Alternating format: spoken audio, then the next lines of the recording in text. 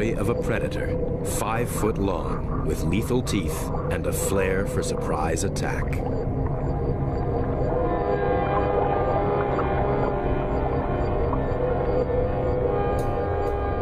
The great barracuda has had a very bad press. Scare movies would have us believe that they crave human flesh. It isn't so. But that doesn't mean that it's always safe to go into the water. In 1997, in Florida's boating capital, Miami, a local woman experienced a close encounter with a great barracuda. And what began as a routine dive turned into a bloody nightmare. Due to an accident in the clearing stages. And remember Biscayne Boulevard.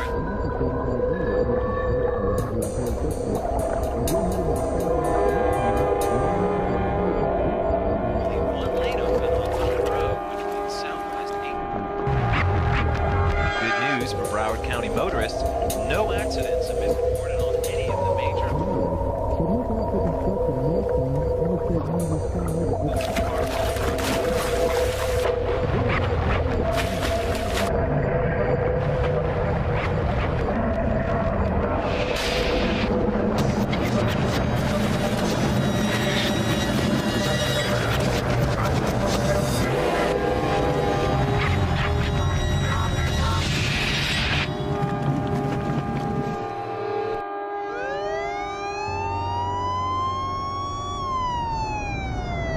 In almost 8 years of running an underwater boat maintenance service, Mary Ann Boyer-Willis says she's never even been close to the kind of attack she went through when a 5-foot-long barracuda took a chunk out of her left arm. I took off my air hose and everything, laid it on one of the customers' boats, and so I just free dove. Next thing I know, it felt like a log ran into me. But it was barracuda. I didn't see his face until he went through my arm, and I saw him, and so I knew it was that. And then I saw my arm, and so I swam back to the dive platform, and I saw some cushy thing coming out of my arm. I guess it's an artery or something. Surgeons at Jackson Memorial Hospital spent 3 hours repairing both the vein and nerve that were damaged, but it will be a while before doctors know how full a recovery Willis actually will have.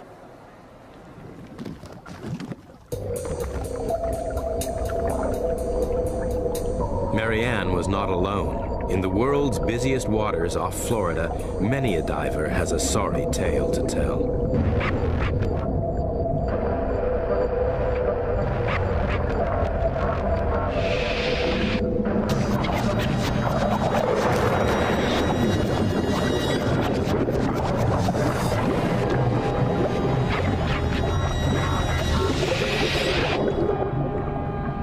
Divers are strangely attractive to great barracuda.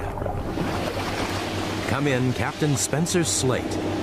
One of the times I had an encounter with barracuda, he hit me in the mask at such force that it crushed my sinus and actually prevented me from diving for about 3 months until my little sinus re-healed, and that was a pretty painful hit. It was better than I would relate it to getting hit by a prize fighter. I thought I was going to get knocked out, but it did hurt, and it was a serious hit.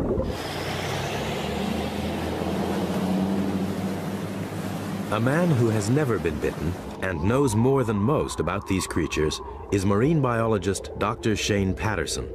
He has great respect for the great barracuda, not only the largest and most feared, but also the most widely studied of the 20 species. Although the great barracuda is most common in the waters off Florida, Dr. Patterson conducts some of his research from the safety of dry land at the Tennessee Aquarium. Barracuda can be a very dangerous animal. They are equipped with a nasty set of teeth that can inflict quite a wound on a human being or any of their natural prey. Barracuda's teeth are extremely sharp and they have powerful jaw muscles. Even a raking injury, a glancing blow from this fish can cause a massive wound, a lot of bleeding, a lot of tissue damage. The reason why they have these large canines up front that will actually impale prey, but these cutting teeth are also extremely sharp along the sides. The effect of a barracuda bite is basically that of a meat cleaver moving rapidly through the water and slashing through the tendons and muscle and even the bone of whatever it hits. Contrary to popular belief, barracuda do not prey on divers and snorkelers, although they are exceptionally inquisitive. Their quarry are other fish, occasionally their own kin, that swim into their favorite haunt, the coral reefs of tropical seas and oceans.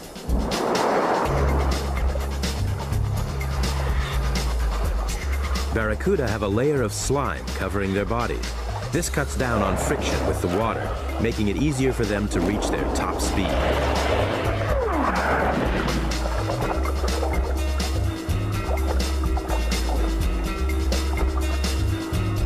They are ambush predators, built like torpedoes, and blessed with the ability to accelerate up to 30 miles an hour from a standstill.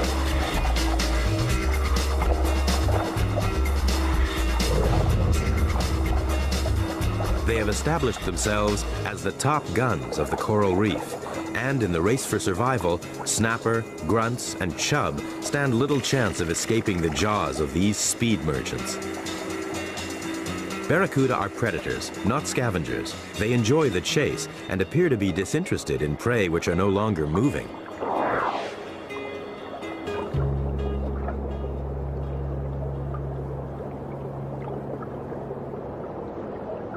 But why is it that barracuda, who live on fish, do sometimes attack humans?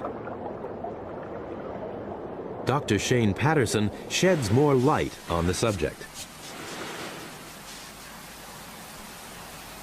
That's something that you definitely don't want to do underwater if you can possibly help it. Barracuda home in on flashing objects. To them, flashing objects mean food because they look like the scales of the fishes that they eat. So if you jump in the water with a shiny dive watch or a piece of jewelry, piece of dive gear, a tool, barracuda may well mistake it for its natural prey. There are certain environmental conditions that make this more likely. The two main ones would be reduced visibility, murky water, or low light levels, twilight, nighttime. Same conditions most shark attacks occur. The barracuda's eyes are attuned to the long wavelengths of light which prevail throughout dusk and dawn. This is their prime hunting time. In these ideal conditions, great barracuda often hunt as a pack. Bait fish try to protect themselves by forming into a tight school, all to no avail. When the barracuda is about, there's only limited safety in numbers.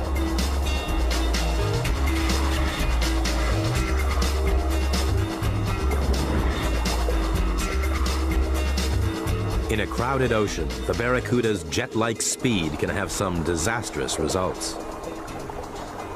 The trouble is that barracuda move so quickly when they're on a predatory strike that they can't possibly call off the action before it's too late, and there's no way the human can react. We just can't react that quickly.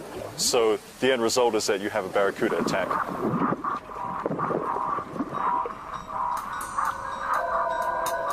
Three years after her ordeal on the Florida coast, Marianne Boyer still works in the water, maintaining boats. She is left with not only the scars, but a grim reminder of what is believed to be her assailant. Here's the barracuda that bit me, and this is where it happened right here. It was a very clear day in the middle of the afternoon. It was I do remember, it was very sunny and very glary as far as the sun and then the water go. And I swam about 10 feet from the boat that I jumped into the water from, and all of a sudden I felt like, bam, and I immediately looked to my right and I saw a 5-foot barracuda. So I knew that I probably had been bit, and then I saw a lot of blood in the water and around my face and everything. So I swam pretty fast and got out of the water as best that I could and got to a dock phone and called the front desk. My brachial artery was just shooting out blood like a geyser. My arm, the forearm, had been filleted, basically. I lost 1/3 of my blood. It was basically running off both sides of the dock. It was pretty bad.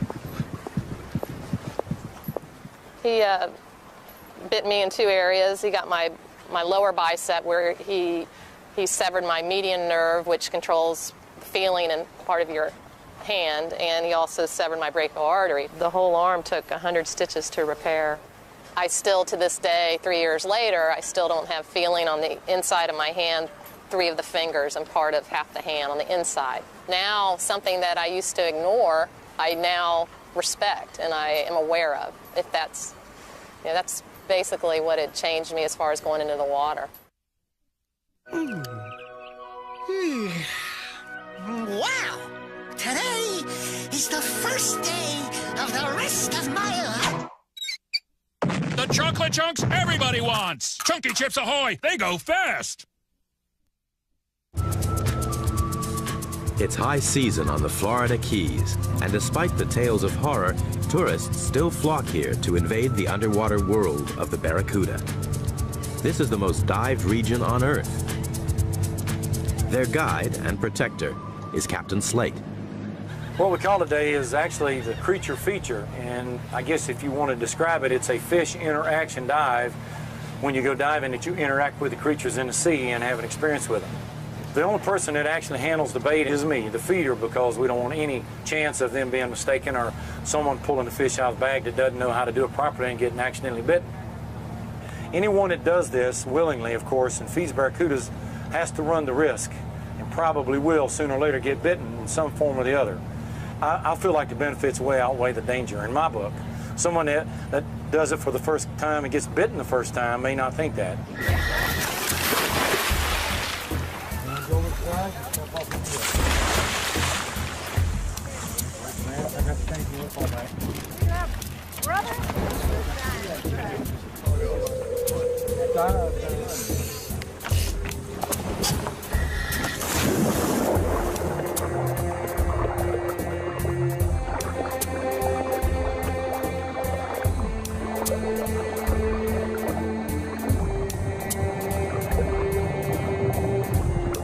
This reef is classic barracuda turf.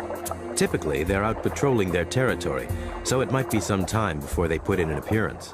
But there's a warm-up before the main event. Resident green moray eels and hungry nurse sharks gather to eat at the captain's table.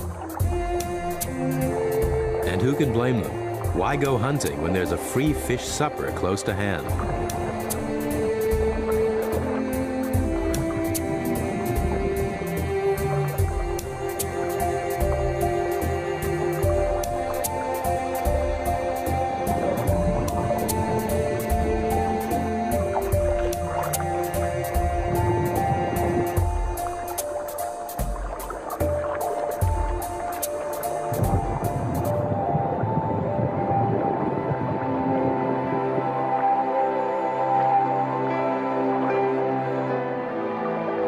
Over the past 20 years, Captain Slate has developed a remarkable relationship with all these creatures. There's a mutual trust as man and fish reinforce their bond.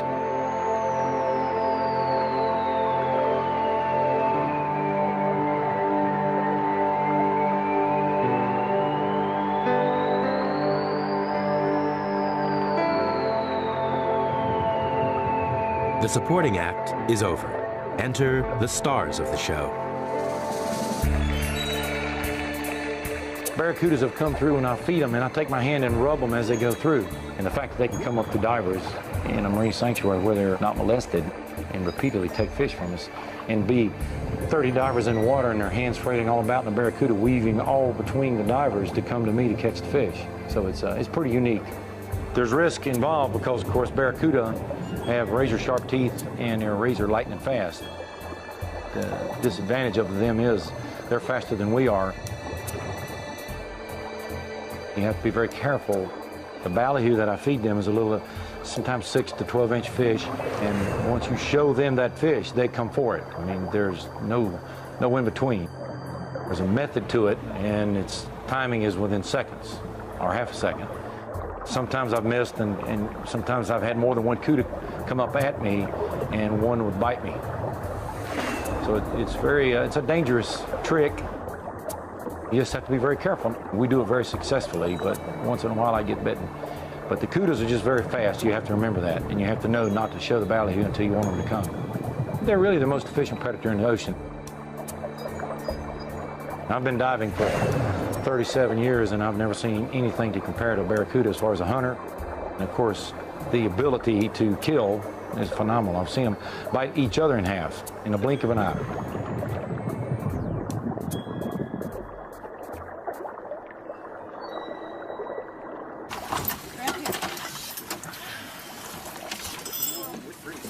For Captain Slate, safety is paramount. His divers never get bitten because it's Slate who takes the risks. Got me the minute I got in the water. I was over trying to get it, and that grouper swam up and grabbed the fish out of my hand and blocked my view, and he popped me. Not a big one, but sucker bit me as soon as I got in the water. All right, Brian, come bandage me up, buddy. What a day. I cannot believe it. I've been bit worse about a month ago, actually. They're more dangerous than great white sharks.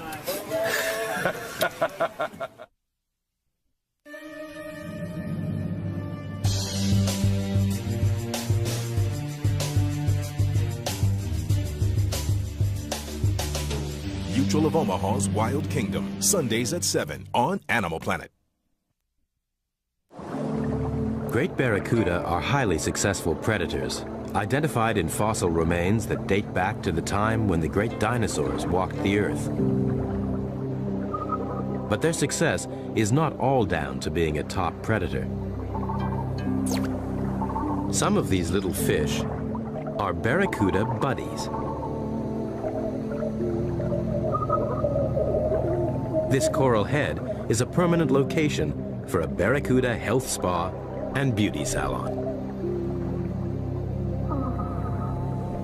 There's another, more gentle side to the menacing face of the great barracuda.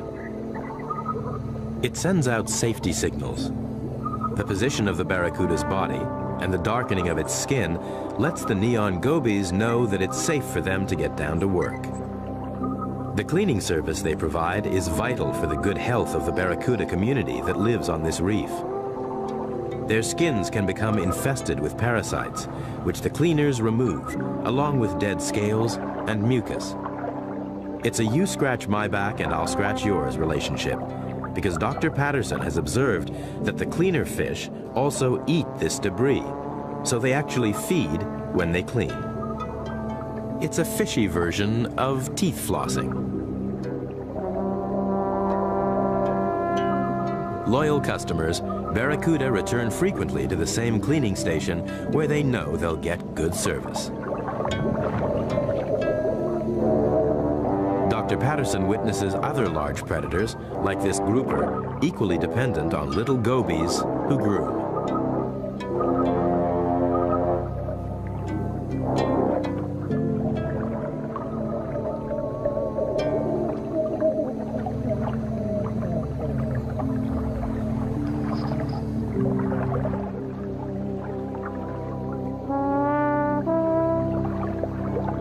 The salons are always busy, with barracuda lining up to wait their turn. For Shane Patterson, it's a welcome opportunity to study a fish whose incredible speed and guile normally make it difficult to observe.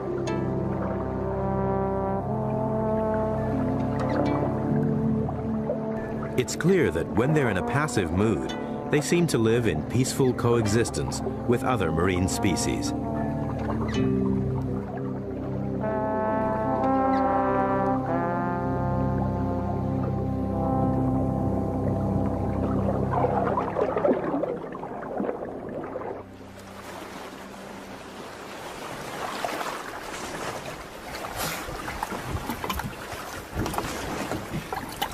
I don't know what that, I don't know what the turtle was about, but there's another association that we see a lot more often. That's the cleaning symbiosis. There are a bunch of barracuda queued up in a big line down there. If you follow a barracuda around for a couple of hours or so, you'll often notice that it returns to the same cleaning station again and again. They seem kind of addicted to this kind of attention. What we're going to do now is go down on a wreck called the Dwayne. It's a Coast Guard cutter. Like most such structures, it attracts a lot of barracuda. There's one in particular that you see a lot in the bridge, in the wheelhouse of the wreck. I've heard it called Psycho, which is actually a pretty common name applied to barracuda. So we're going to go and pay Psycho a visit and check out his friends down on the Dwayne.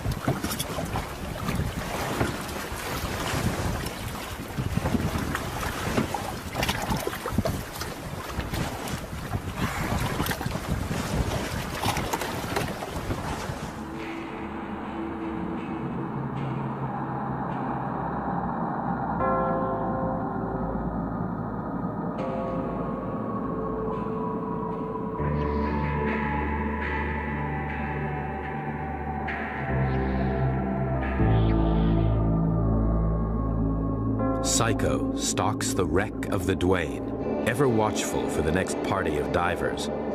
This is his turf. Enter at your peril.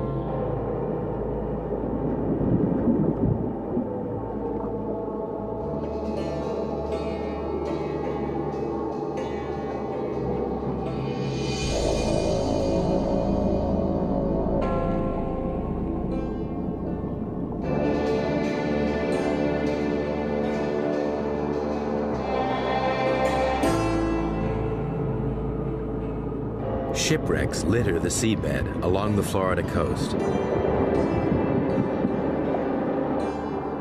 Barracuda adapt especially well to this man-made environment.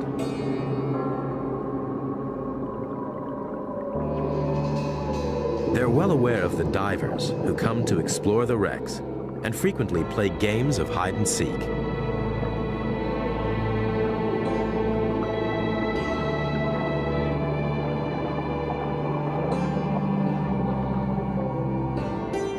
The Barracuda have taken over command of this ship, and an eerie atmosphere pervades. There's a sense of being watched.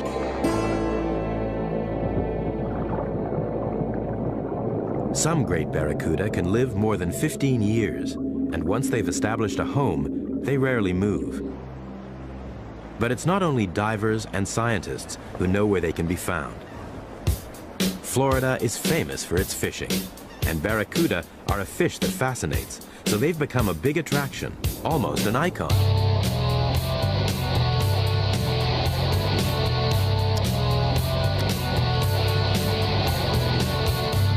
The downside for the barracuda is it's becoming a sporting trophy. The hunter of the sea is now the hunted. For $100 a day, anyone can join in the chase. Come on, baby. Come to Papa. There he comes.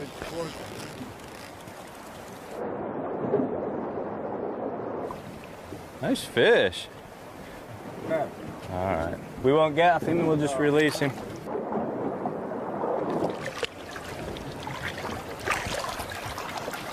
All right. High five. Good man. Beautiful. See the small hook that's in him? Beautiful fish. See, we got the hook right in the corner of his mouth. Oh, yeah. Nice fish, Bruce. Let him fight again another day.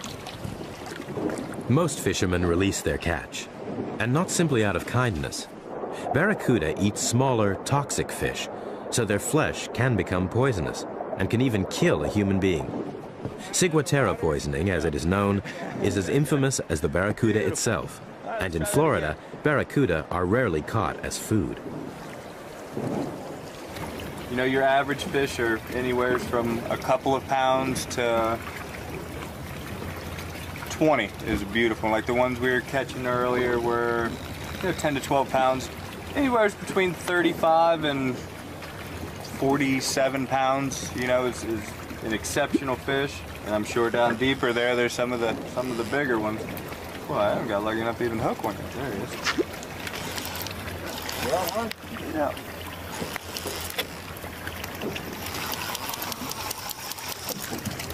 Ooh, I think he spit it. Dropped it out. I had him for a second there.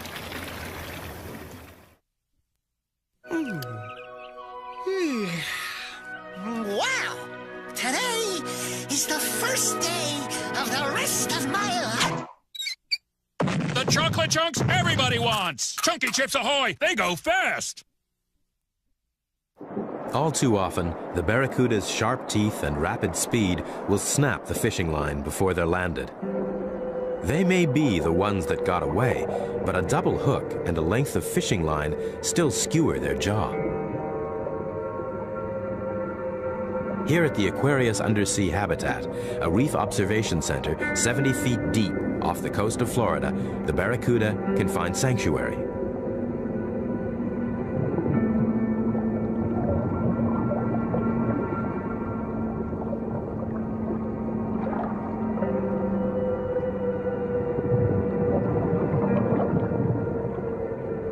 One man doing his best to help the injured is Jay Styron, who operates an unofficial casualty department.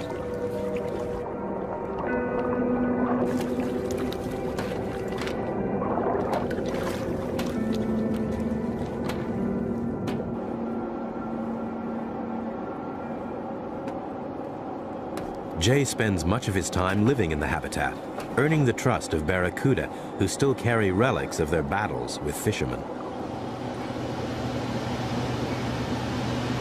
Just see, we just had a barracuda swim by, and every once in a while we would notice them have leaders or hooks hanging out of their mouths from the people fishing around here.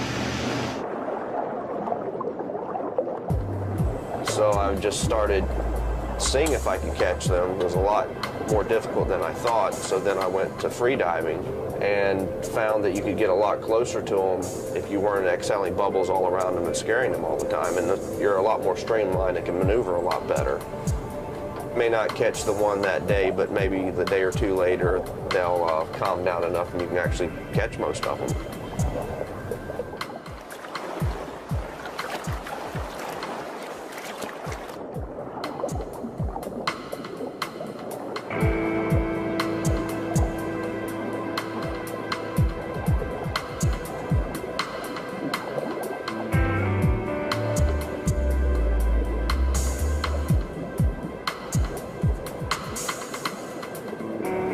Generally, I'm snorkeling around, free diving, and spot a barracuda with a leader that's long enough to really approach, because barracuda themselves will approach you within inches, but you approaching them is a different story.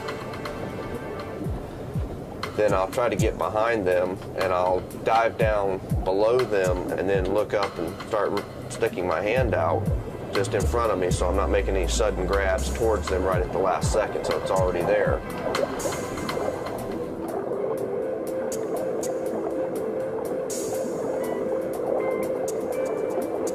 And generally just keep pace with them, and a lot of times they'll start swimming forward slightly as you're getting closer, so you're just angling up, trailing behind them. And if everything works out well, you'll have the leader in your hand, then you've got to really clamp down and try to get a wrap around your hand so they don't yank the leader right through your hand.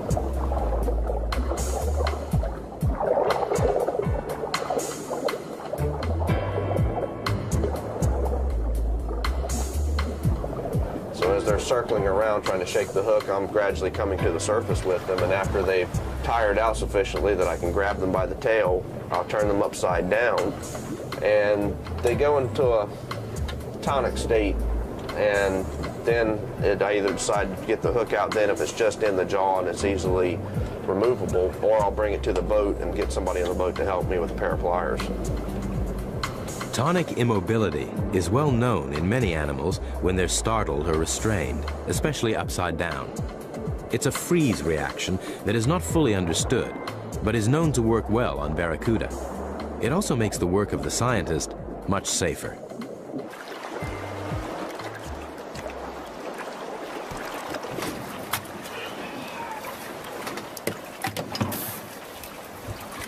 Well, another barracuda's swimming free. As you see, this is usually what you find hanging out the barracuda's mouth down there. Looks like it may have been in maybe a week, 10 days. It probably would have eventually rusted out, but it's nice to get it out of there so they can feed unhampered.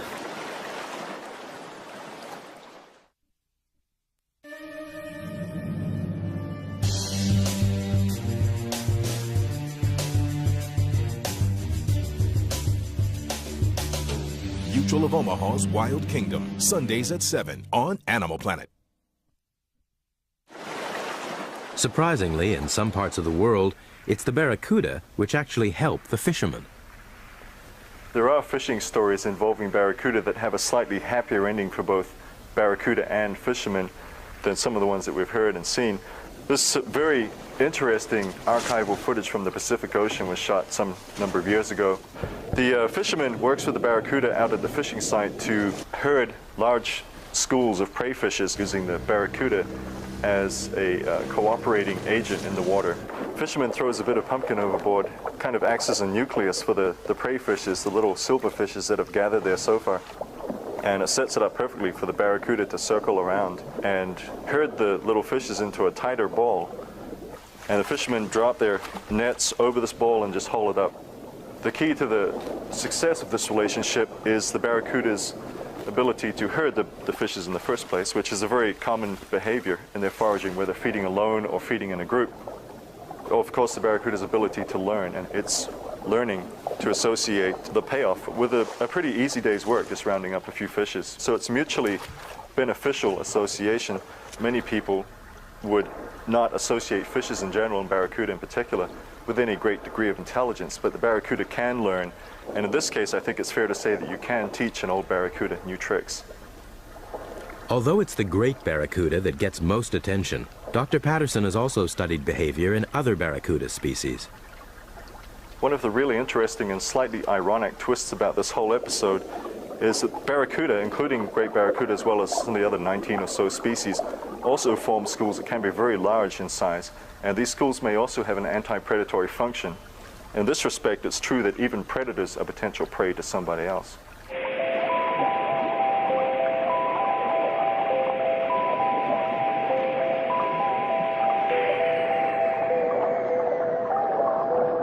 These blackfin barracuda are typical of smaller species, which form into massive schools in many regions of the Pacific Ocean.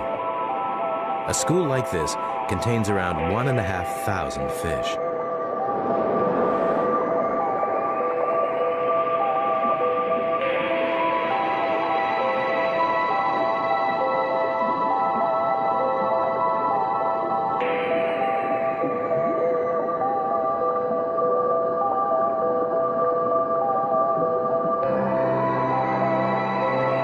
The spectacle these huge circling schools create is a great draw for divers.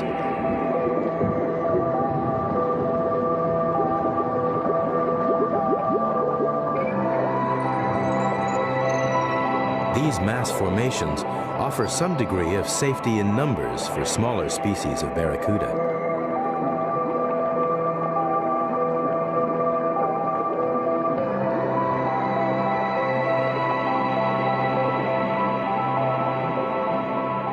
Back along the coast of Florida, it's the great barracuda who may also need to find protection. Adult fish have few natural enemies, but when they're young, they're extremely vulnerable. From the moment they're born, they're on their own, left to survive without the protection of an adult. They find safety in the mangroves. Hey, here we are in a slightly different kind of habitat. This is the mangroves, a very extensive tract actually. Among the roots live a lot of small reef fishes that are babies, including baby barracuda, and you'll also find things like juvenile lemon sharks, and this is basically a nursery, and the fishes grow up and they move out to the reef eventually. So we're going to get in and hopefully we'll find some small barracuda. They may be this big, there's quite a few that size here, maybe up to that size, and we'll see what they're doing, what they're up to. Once a year, adults spawn in open waters, but no one knows exactly where. We do know that the babies end up in the mangroves after drifting in on ocean currents. Here, thousands of minuscule marine minnows provide plenty of food for the growing barracuda.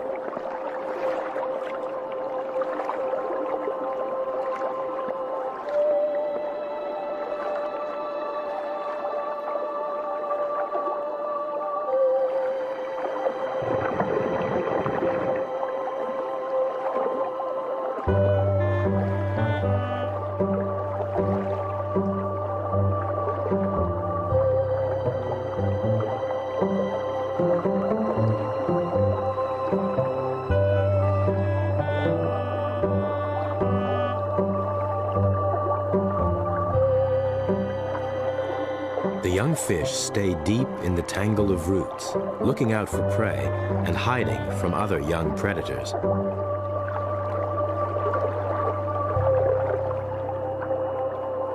The mangrove offers a training ground for survival. Young lemon sharks grow up here too.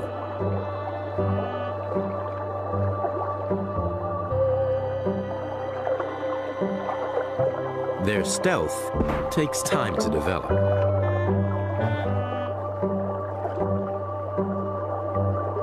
Safe in their tidal labyrinth, the baby barracuda will soon outgrow the mangrove. Coastal sea grasses then become their favorite haunt. Here, they rely on the barracuda's infamous ability to disappear through camouflage. It helps them to ambush prey, and it keeps them concealed from their own predators. They master this technique at an early age.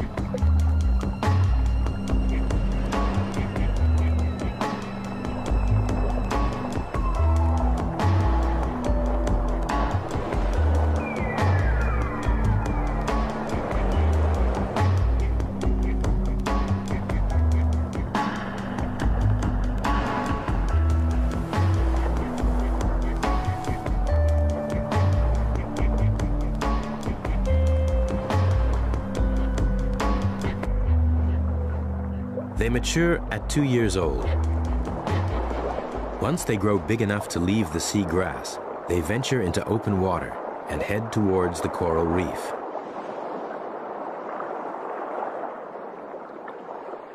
Unlike the mangrove, there's little protection, but there are still plenty of bigger predators.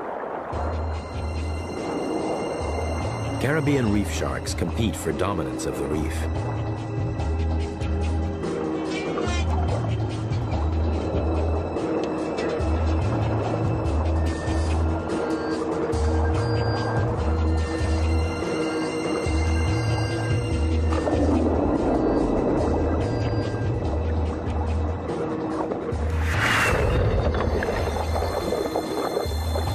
The great barracuda has as much reason to fear as it is feared, but the myth that they're vicious killers that attack swimmers still lives on, fueled no doubt by horror movies.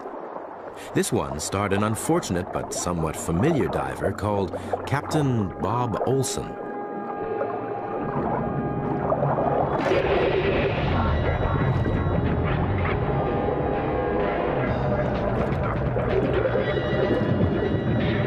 Although the barracuda is not considered that aggressive towards man, in this unusual incident, the fish became confused and bit Olson in the face with its razor-sharp teeth. Writhing in pain and in a state of shock, the crew members and tourists worked frantically to save the wounded man. Although this injury had resulted from an accident, it was serious enough to nearly cost Olson his life.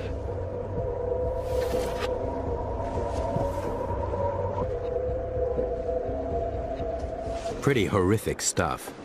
And strictly for the movies. Here's the man who knows. There are many times when I go out on a Friday feeding that people have heard of me feeding for years and decades, and they get on the boat and they say, "Slade, aren't you scared to do that? We saw this movie where this man got attacked and his face got mauled up by a barracuda and he almost died. Aren't you terrified of that?" And I kind of giggle and I give him, I said, "Was the guy's name Captain Bob Olson off the Yucatan Peninsula?" And he goes, "Yeah." I said, "That was me." It was absolutely totally made up for the show and to make a big event of a barracuda biting someone, which, of course, we had to fake it. I was glad of that. The captain's blood was fake. Mary Ann's was all too real. Today, the real-life victim has a date with the movie stuntman. He's invited her on a dive to meet his playmates and her enemy. Hi.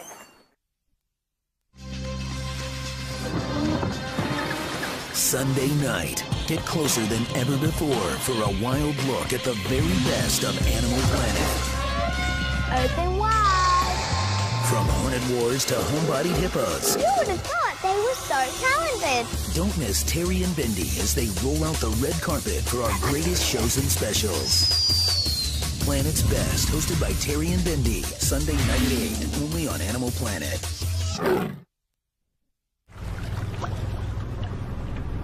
Two people with a very different approach to barracuda set out on an experimental journey.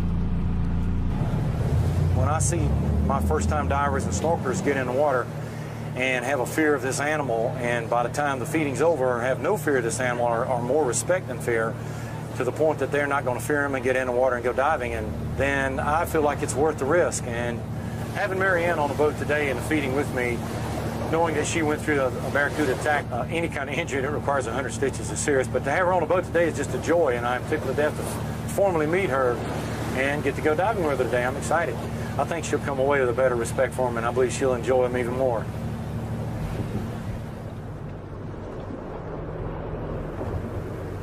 I don't want to be right next to Mr. Slade. I want to watch him from a little bit of a distance. But no, I'm excited. I want to see it happen. I think it'll be a neat thing.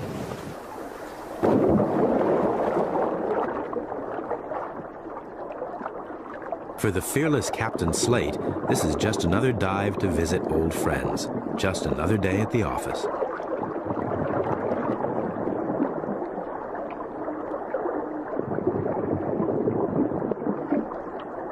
For Marianne, it's a different kettle of fish. One they both hope will turn out to be beneficial.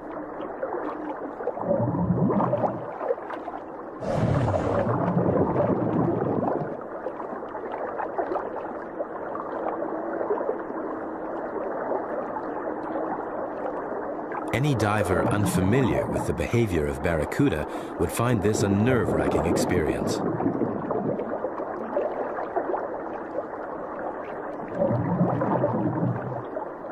Until now, Marianne has only been really close to one great barracuda, and she doesn't want a repeat of that incident.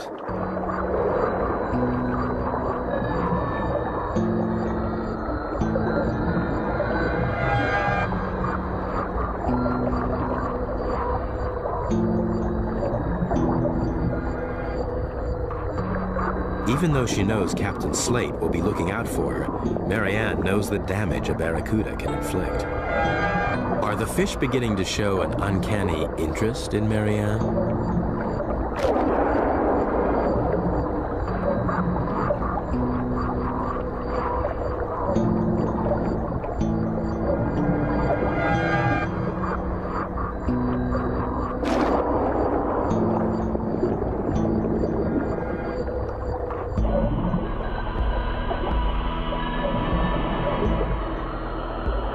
Captain Slate draws their attention back to himself, and in so doing, shows Marianne his full repertoire of feeding techniques. Marianne can only watch in disbelief.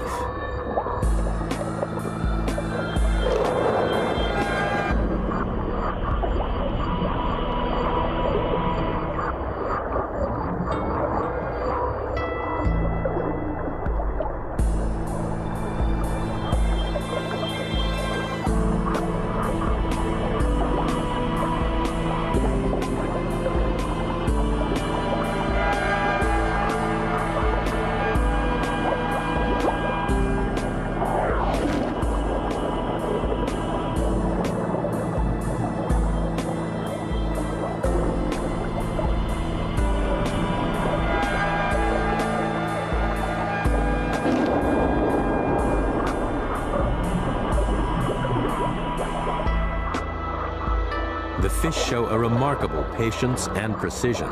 They miss the captain's face by inches.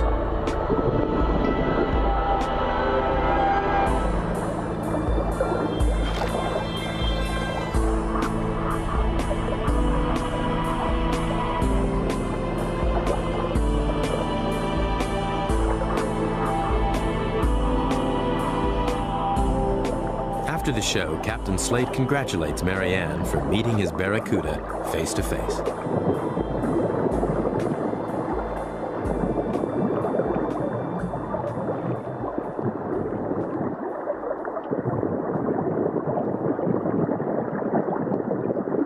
Marianne knew the great barracuda's reputation as a fearsome hunter before she made this dive. After witnessing the captain's fearless feeding display, she's now seen that the fish is not the willful and dangerous animal that many believe it to be, and its reputation as a manhunter has been greatly exaggerated. But getting so close to the big fish again has been exhausting. For Captain Slate, it's been an opportunity to meet one of the few divers unlucky enough to be bitten by a great barracuda. The great barracuda's hunting grounds are the most dived waters in the world. Surely the fact that they do not run with the blood of hundreds of hapless divers